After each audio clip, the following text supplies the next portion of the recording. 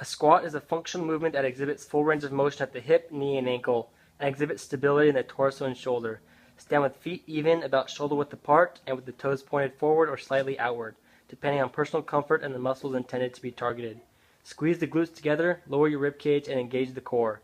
The abs should be approximately 20% flexed. A straight neutral spine must be achieved through the entire body squat movement. Shoulders can be flexed to about 90 degrees, parallel with the floor for balance. Cut at the hips as if a table were being pushed at your midsection. Your weight should be distributed perpendicular to the floor, directed through your heels. The body squat is initiated with hip flexion as the butt moves in a posterior direction. The first movement should be through the hips, not the knees. Then the knees can begin flexion, allowing for the descent motion.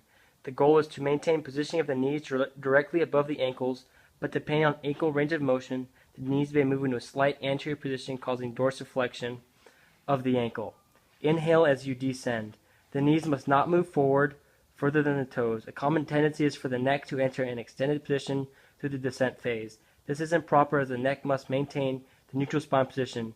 To prevent this improper positioning, find a spot on the wall and move your eyes down the wall as you descend through the body squat. The descent motion will end when the femur becomes parallel to the ground. Depending on an individual's hip and knee range of motion, they may not be able to reach parallel or may even be able to break parallel. This ends the descent phase. The ascent phase begins by performing ankle plantar flexion, knee extension, and hip extension, all while applying force to the ground through your heels. As you drive upward, you should exhale, maintain neutral spine through the entire ascension, and proper balance with your shoulder movement. Return to the initial position with feet about shoulder width apart, glutes flexed, ribcage lowered, and core engaged. Repeat the movement. The body squat primarily targets the glutes and quads. They do some degree of work for the hamstrings, abdominals, calves, and lower back muscles. Forward lunge. Stand with feet even and about shoulder width apart. Hands can be placed on the hips, on top of the head, or relaxed at your sides, depending on personal preference and desire of the movement. In this initial position, squeeze your glutes, lower your ribcage, and engage your core. Be sure to maintain neutral spine through the entire movement, including proper alignment of the neck. Inhale while in this initial position. Initiate the forward lunge by lifting the desired leg with hip and knee flexion. Step forward with the lifted leg. Be sure to step directly to the front. The heel should come into contact with the ground first and then remain flat on the ground. Descend until the femur of the front knee is parallel to the ground. Do not allow any lateral movement of either of the knees or feet. Be sure to maintain neutral spine. At the bottom of the descent, the front knee should remain directly above the front ankle with the front knee and hip flexed. The back hip, which may be slightly extended, should try to remain directly above the back knee. The back knee is in a flexed position, while the back ankle is plantar flexed and extended toes. Do not place hands on the front knee. Immediately drive upward and return to the starting position. The force for the ascent should be applied to the ground through the front heel. Exhale as you move forward through the ascent. Return to the initial position with glute squeezed and core engaged. Repeat movement for the opposite leg.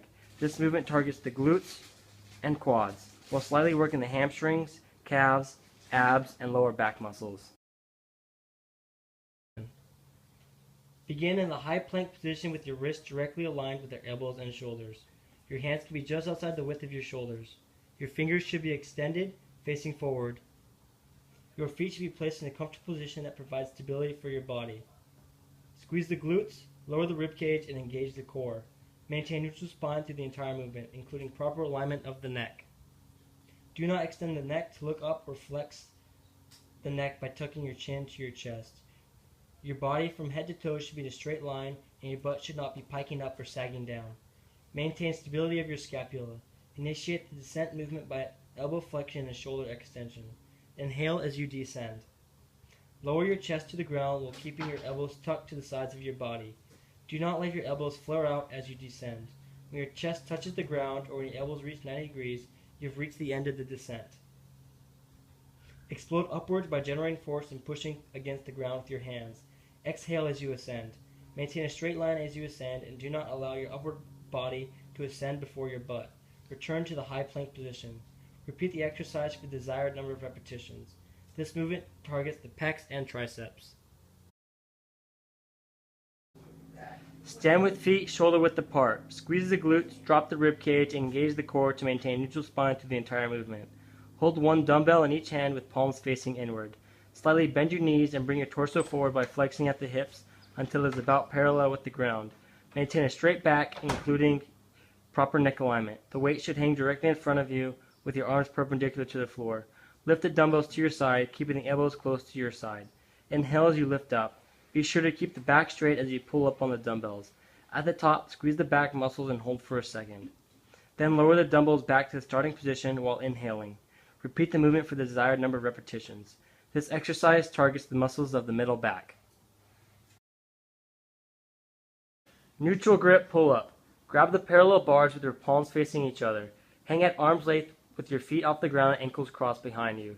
Make sure your shoulders do not come out of their sockets as you hang. Engage the core to prevent your body from swinging as you hang.